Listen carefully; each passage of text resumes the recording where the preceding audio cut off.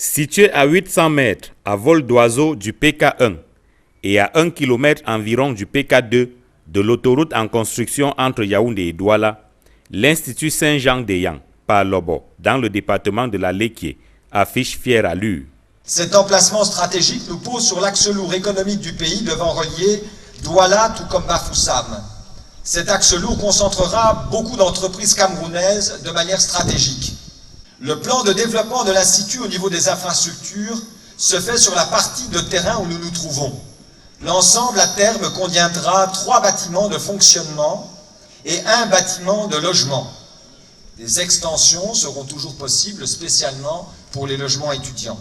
Construit sur 4 niveaux, le bâtiment comprend 25 bureaux, 2 salles de réunion, 4 salles de cours, 5 laboratoires, un espace bibliothèque avec 2 salles de lecture.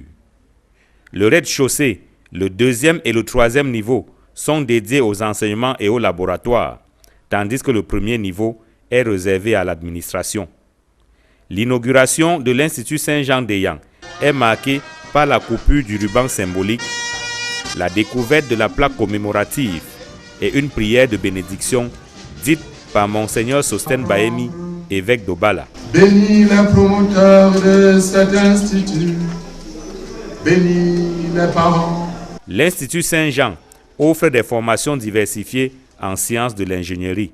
On forme des ingénieurs qui sont réellement capables de manipuler un matériel et d'être compétents sur le terrain et en action. Vraiment une pédagogie axée sur les projets, c'est des choses à réaliser avec un processus qui est analogue à celui de la vie professionnelle, élaboration d'un cahier des charges, capacité à le traiter, à le mettre en forme, à le modéliser et ensuite à le réaliser. L'ouverture officielle des portes de l'Institut Saint-Jean à Eyang est coprésidée par l'évêque d'Obala, territorialement compétent, et le représentant du ministre d'État, ministre de l'Enseignement supérieur. Pour le secrétaire général du MINESUP, les formations dispensées à l'Institut Saint-Jean rentrent dans la logique gouvernementale de professionnalisation des enseignements. Ceci reflète votre volonté, votre ambition, votre esprit républicain de voir développer dans cette épaisse des formations pointues qui contribuera à coup sûr au développement multiforme de notre pays, en formant des jeunes Camerounais créateurs d'innovation et d'emploi pour un avenir meilleur au service de toute la nation entière et pourquoi pas de l'Afrique. L'inauguration de l'Institut coïncide avec la sortie officielle de la 2e promotion de licence professionnelle. Ils sont un bon nombre, femmes et hommes, à recevoir leur diplôme de fin de formation. Il faut être pointilleux, il faut être rigoureux dans tout ce que tu fais. Dès que tu as cela, tu peux tout faire.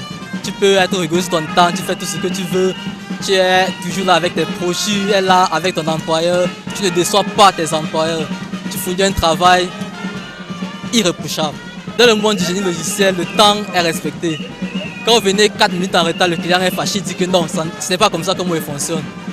Donc c'est cette rigueur-là que nous apportons dans le monde de l'emploi. Au-delà d'être un cadre de formation de jeunes apprenants, l'Institut Saint-Jean-de-Yang, au dit du maire de Lobo, est également un site touristique.